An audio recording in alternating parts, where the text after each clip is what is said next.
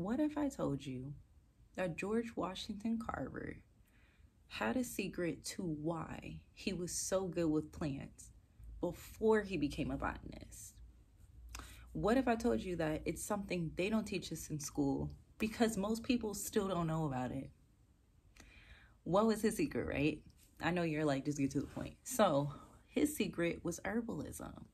George Washington Carver was a trained and master herbalist before he even really got into studying plants scientifically, and I'll touch on that in a second, and becoming what we know for all his like 300 plus inventions and the peanut aspect of enriching soil. Before he was any of that, he was a herbalist. So who taught him this? Number one, his parents.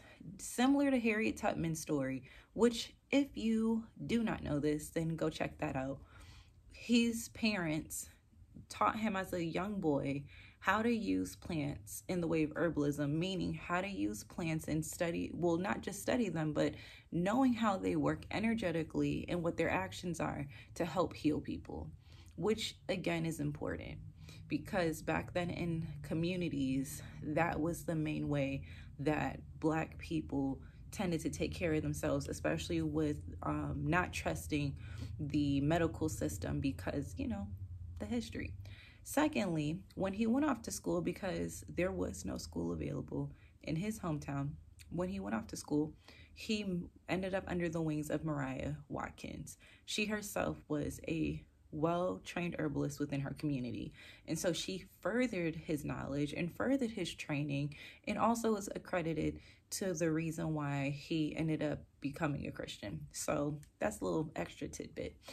The thing about it is that when I think about how he went to become a botanist, a lot of people tell me I'm a herbologist, not just a herbalist. And some people prefer to call themselves a herbologist because we study herbs. We study plants. When I tell people botany and herbalism aren't not quite the same, because one is more caught on the science. Like botany is caught on the science and the anatomy of a plant. I mean, granted, they do learn, what a plant is for and what it does. But in herbalism, you learn the actions and the energy. We know if a plant is hot, if it's warm, if it's moist, if it's going to cause cooling, if it's going to maybe, cause drying in the body. A botanist doesn't know that.